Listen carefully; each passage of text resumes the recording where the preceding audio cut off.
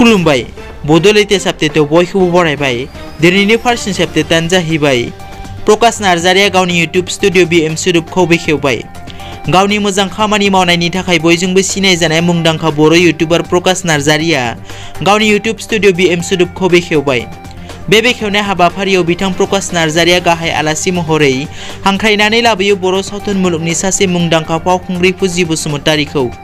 फावखुंग्रि फुजि बसुमतारीया बे स्टुडिअ बेखेवनाय हाबाफारियाव नुजाथिफैनानै गाजा गोमजायै BM स्वरूप इउट्यूब स्टुडिअखौ बेखेवो।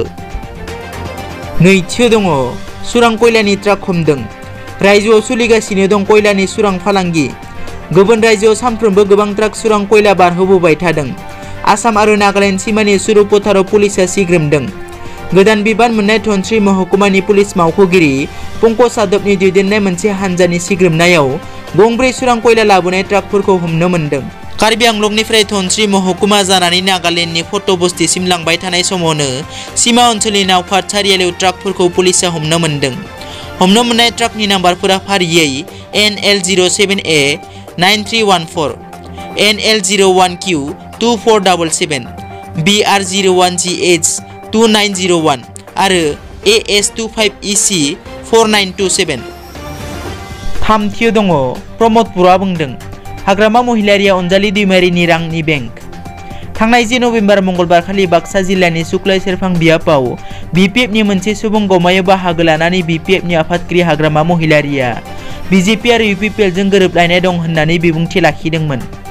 बे बिबुंथिनि सायाव UPPL दोलोनि आफादगिरि प्रमद बर'आ फिनजाथाय फोरमायनानै बुंदों दि UPPLआ गोहोनि थाखाय राजखान्थि खालामाखै।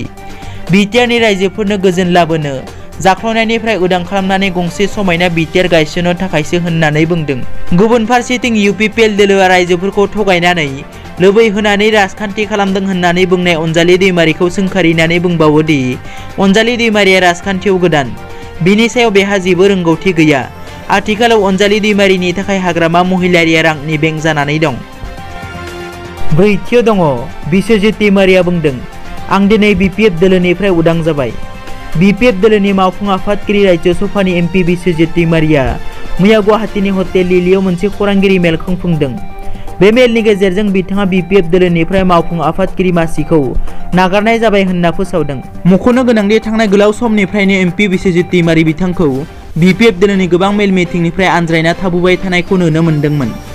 BPF दोलोखौ मानो नागारनो गोनां जाखो होनना खौरांगिरिफोरनि सोंथि फिननायाव MP दैमारि बिथाङा बुङो दि आंनि मावनाय आरो साननायजों BPF दोलोनि मावनो लानाय माखासे खामानिफोरा गोरोबलायैनि थाखायनो बे थांखिखौ लानाय जादों होनना फोरमायथियो। बाथियाव दङ आर्नाब गस्वामीया जामिन मोनबाय। जोबथायाव रिपाब्लिक टिभिनि बिगोमा गाहाय सुजुगिरि आर्नाब गस्वामीया जामिन मोनबाय।